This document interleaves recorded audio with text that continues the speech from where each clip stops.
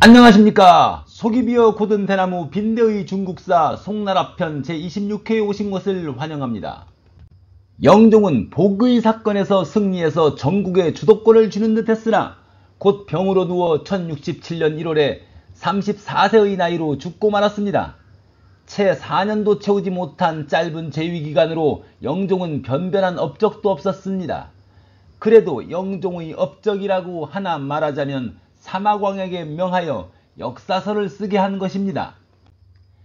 1065년에 영종은 사마광을 용도각 직학사 겸 시강으로 임명하고 황제에게 경서와 사서를 강독하도록 했습니다. 이때 사마광은 47세였습니다. 사마광은 이 기회에 이전부터 틈틈이 집필해오던 8권 분량의 통지를 영종에게 올렸습니다. 통지는 주나라부터 진나라까지 역사를 담고 있었는데 영종은 이 책에 깊은 관심을 가졌습니다. 그래서 이듬해 4월 숭문원에 편찬국을 설치하도록 명하고 사마광이 스스로 편찬 인원을 선발하여 역대 군신사적의 편찬 작업을 시작하도록 했습니다. 황제에게 역사적 교훈을 주는 통사를 편찬하고자 하는 목적이었는데 이것이 1065년 통지부터 계산하여 총 19년의 세월에 걸쳐 집필된 자치통감의 시작이었습니다. 그러나 영종이 일찍 죽어 이 책의 완성은 다음 황제인 신종 때 이루어집니다. 자치통감이라는 명칭도 신종이 내린 것입니다. 신종은 본래 이름이 조중침이었는데 영종이 황제가 되면서 아들의 이름을 조욱으로 고쳐주었습니다. 영종은 몸이 약해서였던지 후궁들을 가까이 하지 않아서 오직 고황후에게서만 사남 사녀의 자식을 보았습니다. 영종이 죽기 1년 전 1066년에 조욱은 상씨를 아내로 맞이하였습니다. 이 향할 향자는 성씨를 말할 때는 상으로 읽습니다. 그리고 같은 해에 조욱은 영종의 장남이었기 때문에 자연스럽게 황태자로 책봉되었습니다. 조욱은 본래 학문을 좋아하여 해가 질 때까지 식사도 잊은 채 공부에 몰두했습니다. 이를 본 아버지 영종이 내시를 보내서 공부를 멈추게 했을 정도였습니다. 또 조욱은 항상 복장을 바르게 하고 예를 갖추는 데 신중했으며 무더위에도 부채를 쓰지 않은 몸가짐에 철저한 선비풍의 사람이었습니다. 시강 왕도가 궁에 들어왔을 때 조욱은 동생 조호와 함께 그에게 예를 올려 스승을 존중하였습니다. 시강이란 황제나 황태자에게 학문을 강의하는 관직입니다. 조욱은 동궁에서 독서하던 시절부터 법과 사상에 깊은 관심을 보였습니다.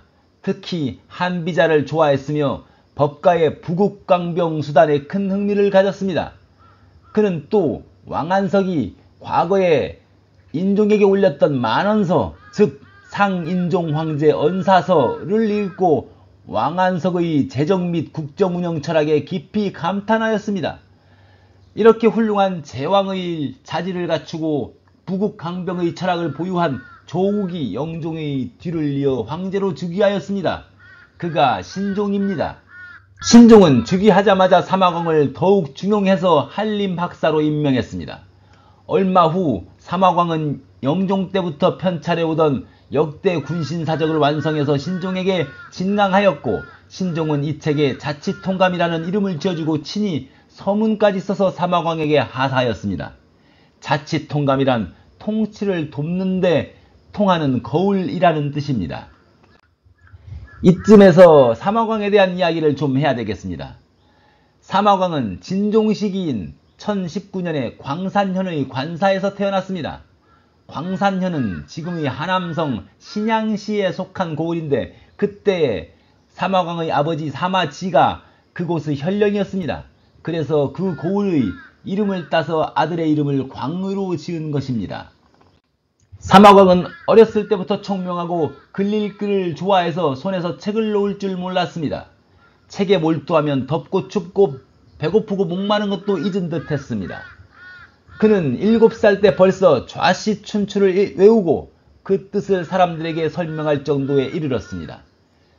또한 그는 어려서부터 기민하고 과단성이 있었습니다.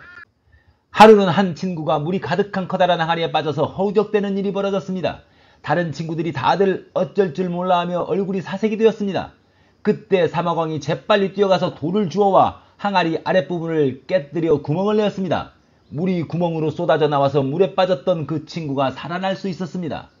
어린 사마광은 위기의 순간에 친구의 목숨이 물독보다 중하다고 생각해서 순간적으로 물독을 깨는 결단을 내렸던 것입니다. 이 이야기가 사람들에게 알려져 소와 격옹도라는 그림으로 그려지게 되고, 그래서 어린 사마광의 총명하고 결단 있는 행동이 이야기로 더욱 퍼져나갔습니다. 사마광의 아버지는 이런 똑똑한 아들을 매우 사랑해서 항상 곁에 두고자 하였습니다. 그래서 사마광은 아버지 사마지가 임지를 이동할 때마다 하남, 섬서, 사천 등 지역을 따라다니며 견문을 넓히고 지역의 실적을 경험하였습니다. 사마광은 1038년 고작 20살이 되었을 때 진삭과에 급제해서 섬서 화주의 판관으로 임명되었습니다. 얼마 후 소주로 임지를 옮겼다가 1041년에 어머니 상을 당해 벼슬을 사직하고 고향에서 3년간 심효를 살았습니다. 이 무렵 서화가 국경을 침범하고 거란도 송에게 위협적 행동을 보이고 있어서 인종은 군사 방어력을 강화하고자 양절 지역에 궁수를 추가 배치하고 지휘관 직위를 신설하라고 명했습니다. 그러나 사마광 부자는 이러한 조치가 별로 유익하지 않다고 판단했습니다. 그래서 사마광은 아버지 대신에 논, 양절, 불의, 첨치, 궁술장, 즉 양절의 궁수 증설이 바람직하지 않음을 논하는 글을 올려서 명을 거두게 하였습니다. 양절이란 절강 동로와 절강 서로를 가리키는데 지금의 절강성에 해당하는 지역입니다. 인종은 북방 국경이 소란한 때에 남방에서 소요가 일어나면 위험하다는 생각에 양절의 군사력을 증강하고자 한 것으로 보입니다. 사마광은 전쟁지역이 아닌 곳에 병력을 늘리는 것은 낭비이고 백성들의 세금과 부역만 가중시키며 또 민심의 소요를 가져올 수 있다고 반대한 것입니다. 같은 해 12월에 아버지마저 세상을 떠나서 사마광은 책 읽기와 글쓰기로 상중의 슬픔을 달래며 학문에 매진하였습니다. 이후 관직에 나간 사마광은 명분과 예교를 중시하며 직언을 아끼지 않는 신하가 되었습니다. 1051년에 인종이 총애하던 내시 맥윤언이 죽자 인종은 그의 장례에 일품관원의 의장을 쓰라고 하였습니다. 왕측의 반란을 진압하는 등 그의 생전의 공을 높여주고자 한 것입니다. 그러나 사마광은 근신에게 그런 예우를 베푸는 것은 명분에 어긋나고 그런 일은 공자께서도 하지 않으신다며 강하게 반대해서 예법의 존엄을 지켜내었습니다. 또 그해 대신 하숭이 사망하자 인종이 그에게 문정이라는 시호를 하사하려고 했습니다. 그러자 사마광이 극력 반대했습니다. 문정은 신하에게 내리는 최고의 시호였습니다. 이전에 왕단, 범중엄 같은 명재상이 문정시호를 받았습니다. 이 시호를 받은 사람으로는 명나라 때 방효유라는 대학자, 청나라 때 증국번 같은 사람들이 있습니다. 우리나라에서는 중종 때 조광조가 문정시호를 받았죠. 하송은 능력이 있지만 술수를 즐기고 일처리가 급하고 변덕이 심하고 간사하다 하여 평판이 그리 높지는 않은 인물이었습니다. 서하의 이원호가 변방을 쳐들어왔을 때도 하송이 섬서의 안무사로 있으면서 왜적을 효과적으로 막아내지 못했었죠. 이런 하송 같은 사람이 어찌 이 지극히 아름다운 문정이라는 시호를 감당할 수 있겠느냐며 사마광이 간언하자 인종은 문장으로 시호를 고쳐서 내렸습니다. 그런데 나중일이지만 사마광은 죽어서 어떤 시호를 받았을까요?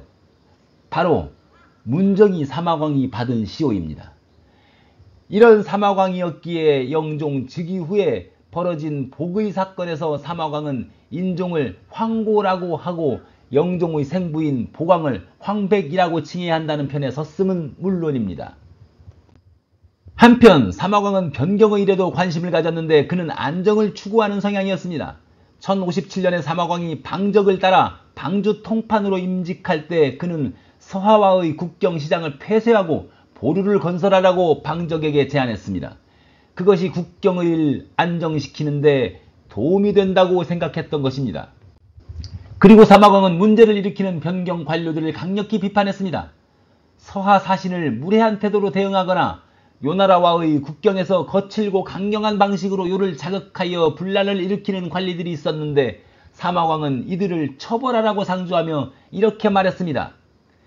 변방신하들이 모두 사단을 일으키는 것을 능력이라 여기는데 점점 방치해서는 안 될 지경이 되었습니다. 변방 관리들에게 칙령을 내려서 국경에서 작은 일이라도 칼과 화살로 들이대는 자는 처벌해야 합니다. 우리 주변에서도 매사에 큰 소리로 싸우려는 사람을 일 잘하는 사람이라고 추켜 세우는 것을 간혹 볼 수 있는데 사마광은 이런 풍조를 경계한 것입니다. 또 사마광은 1064년에 섬서의 의용병을 철폐할 것을 건의하는 상주문을 올렸습니다. 당시에 이런 민간에서 조직된 의용병이 백성들을 전쟁에 몰아넣으며 삶의 터전을 잃게 만들고 있었기 때문입니다. 사마광은 변방 방비는 장수와 군정의 체계에 달렸으며 무턱대고 인력만 동원하는 것은 그저 혼란만 키울 뿐 쓸모가 없다고 역설했습니다. 이 일을 두고 당시 재상이었던 한기와 공개적으로 논쟁했습니다만 권력을 쥔 한기를 이길 수가 없었습니다. 결국 이 건의가 무산되자 사마광은 5차례나 자청하여 간관의 자리에서 물러났습니다. 간관의 직을 버린 사마광은 시강으로 임명되어 황제와 황태자에게 강의를 하면서 사설을 집필하고 신종이 즉위하면서 한림학사로 임명되어 자치통감을 편찬하는 작업을 하게 된 것입니다. 신종이 즉위할 당시 송나라는 여러 위기에 직면해 있었습니다. 군비 지출은 막대했고 관료체제는 비대해져서 행정비용도 과다하였습니다. 소위 삼용의 문제가 더욱 심화되었습니다. 여기에다 요나라와 서하에 매년 제공하는 막대한 세패도 재정의 부담을 가중시켰습니다. 이 무렵 송나라의 재정 적자는 이미 1750만을 초과했다고 송사의 식화지에서는 말하고 있습니다. 또 신종이 즉위한 그해 1067년 연말에 서하에서도 의종 일양조가 송과의 국지전에서 화살을 맞고 앓다가 21세의 젊은 나이로 죽고 7살의 어린 아들 이병상이 즉위했습니다. 그가 서하의 3대 황제 혜종입니다. 혜종이 어렸기 때문에 어머니 양태우가 수렴청정하였는데 양태우는 동생 양을매를 국상으로 삼고 국정을 장악하였습니다. 양태우는 한인이었는데도 철저하게 당항 귀족의 편에 서서 전 황제 일양조가 취했던 한화 조치를 모두 폐지해버렸습니다. 예법이고 복장이고 두발이고 모두 당항식으로 복귀시켰습니다. 그리고 송의 적대적인 자세를 취하고 국경을 부단히 침범하기 시작했습니다. 그래서 송은 군비주출이 더욱 늘어나게 되었습니다. 더욱이 농민층은 호적의 토지견병, 고리대금 착취, 그리고 세금과 부역의 가중으로 인해 빈번히 소요를 일으키기도 하였습니다. 이처럼 내외로 위기와 재정난이 겹친 상황 속에서 신종은 국면을 타개하기 위해서는 조종지법, 즉 태조와 태종이 정하여 내려온 법만이 능사가 아니라 변법이 필요하다고 생각했습니다. 변법이란 대대적인 개혁을 뜻합니다. 그래서 신종은 황제가 되기 전부터 왕안석의 개혁 주장에 깊은 관심을 가졌습니다. 왕안석은 1021년에 무주 임천현에서 태어났습니다. 임천현은 지금의 강서성에 속한 고장입니다. 사마광이 어려서부터 총명으로 이름을 날렸고 아버지를 따라 여러 고장을 돌아다녔다고 얘기했었는데 왕안석도 그랬습니다. 왕안석도 어릴 적부터 총명하고 책 읽기를 몹시 좋아했으며 한번 보면 기억하고 붓을 들면 곧바로 글을 지었습니다. 또한 자라면서 아버지를 따라 여러 곳을 관직으로 떠돌며 현실을 접하고 백성들의 고통을 몸소 체험했습니다. 그래서 그의 글은 논리가 더욱 깊어지고 다양한 고사를 인용하면서도 현실적이고 참신한 주장을 펼쳤습니다. 인종식이 1037년에 왕안석은 아버지를 따라 수도에 들어갔을 때 문장으로 증공과 친분을 맺었습니다. 그리고 증공이 왕안석의 글을 구양수에게 소개하니 구양수가 왕안석과 그의 글에 큰 찬사를 보냈습니다. 구양수, 증공, 왕안석은 모두 당송팔대가에 포함된 사람들이죠.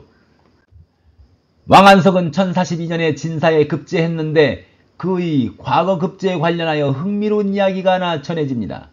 황제 앞에서 보는 전시의 결과 시험관들이 왕안석의 답안지를 장원으로 올렸습니다. 2등은 왕규, 3등은 한강, 4등은 양치였습니다. 그런데 인종이 왕안석의 답안지에서 유자기붕이란 구절을 보고 불쾌해하였습니다. 이 구절은 주나라의 주공이 섭정을 하면서 어린 천자인 성왕을 가르치며 한 말인데 아이야 대신들과 친히 지내거라 라는 뜻이라고 합니다.